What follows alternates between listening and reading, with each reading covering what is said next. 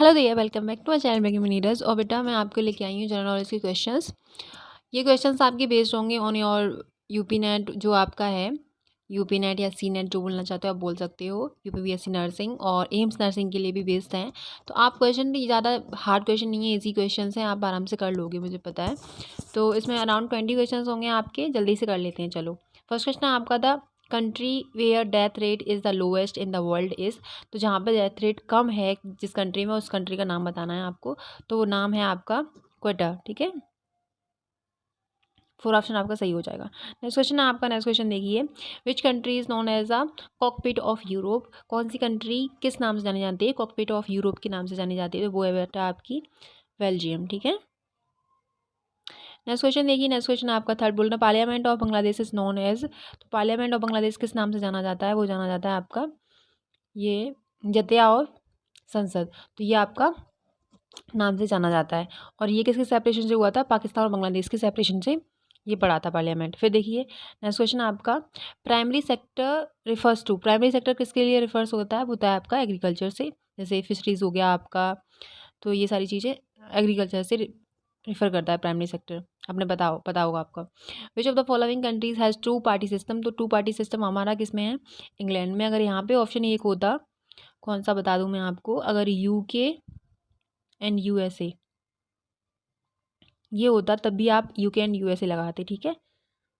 The next question आपका 6 बोल रहे हैं when the global hand washing day is observe. तो वो कौन सा दिन होता है, 15 अक्टूबर 2023, ठीक है।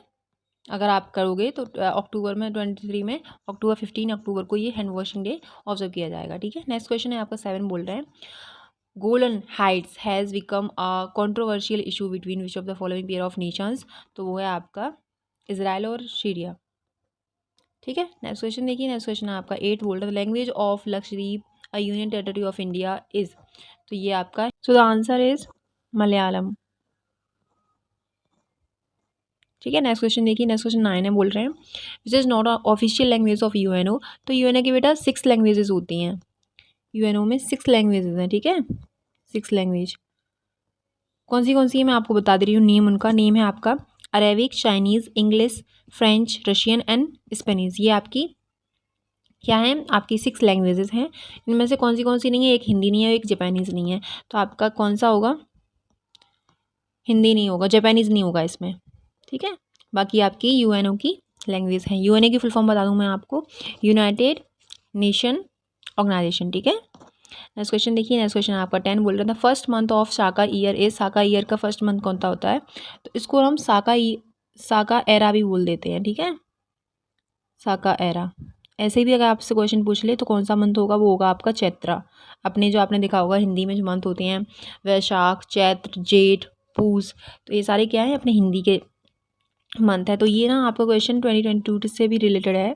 2022 का जो एग्ज़ाम हुआ था प्रीवियस ईयर का, उससे भी रिलेटेड है। ऐसा ही कुछ क्वेश्चन पूछा था कि लास्ट मंथ कौन सा निकल गया है, तो आपको वैसे बताना होता है अपनी हिंदी में, ठीक है।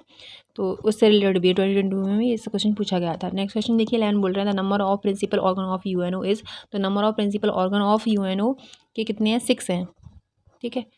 6 ऑप्शन आपका सही हो जाएगा। नेक्स्ट क्वेश्चन देखिए, 12 बोल रहे हैं हाउ मेनी जजेस are in the international court of justice. तो 15 जजेस आपको किस में मिलते हैं, इंटरनेशनल कोर्ट ऑफ जस्टिस में मिलते हैं। नेक्स्ट क्वेश्चन है आपका 13 बोल रहे हैं Limba Ram is known for his outstanding performance in which of the following.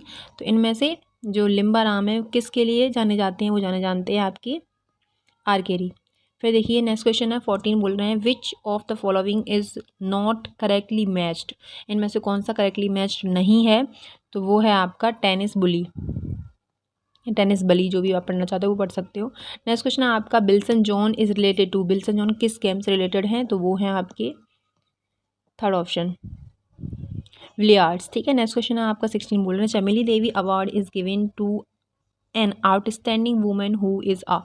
तो ये आपके लिए दिया जाता है, चमेली देवी अवार्ड दिया जाता है जर्नलिस्ट को जो सोशल चीज़ों को काम करती है, जैसे पॉलिटिक्स है उसको फैलाने का काम करती हैं, तो वो जर्नलिस्ट होती हैं, ठीक है। उन्हें अवार्ड दिया जाता है चमेली देवी वाला अवार्ड। फिर देखिए नेक्स्ट क्वेश्चन 17 बोल रहे हैं हु हैज़ बीन कन्फर्म।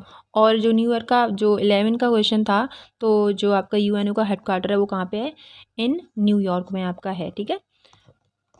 17 देखिए, who has been conferred on Indira Gandhi awards for national integration in 2013। तो इसका क्या होगा बेटा, इसका ऑप्शन हो जाएगा आपका मुजफ्फर अली। नेक्स्ट क्वेश्चन देखिए, नेक्स्ट क्वेश्चन आपका 18 बोल रहे हैं, Obra B a large thermal power station has been built in state. तो इन विच स्टेट, तो वो है आपका उत्तर प्रदेश। उत्तर प्रदेश में आप सर्च करके देख लेना, उत्तर प्रदेश ही है अपना ओबरा जो थर्मल पावर सिचुएशन है, ठीक है।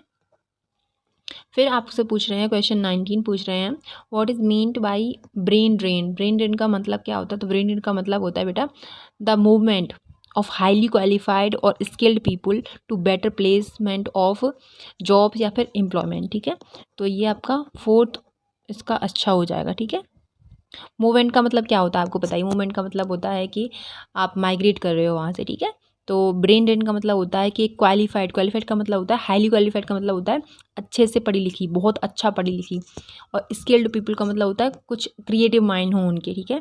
To better placement of employment के लिए जाने जाते हैं ब्रेन ड्रेन। नेक्स्ट क्वेश्चन है 20 और लास्ट है but not the least, match the following पूछ रहे हैं आपसे। तो शिवपुरी नेशनल पार्क है आपका मध्य प्रदेश में, ठीक है।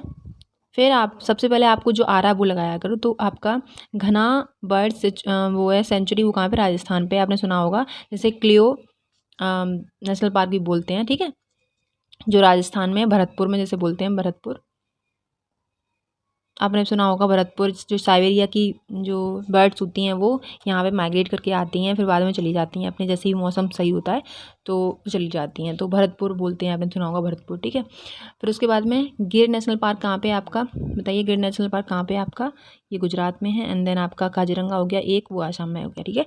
यही क्वेश्चन है आपके लिए, कैसे लगा आपको मुझे ज़रूर बताना, और नेक्स्ट वीडियो में हम और क्वेश्चन लेके आएंगे आपके इंग्लिश पे। तो बाय, टेक केयर।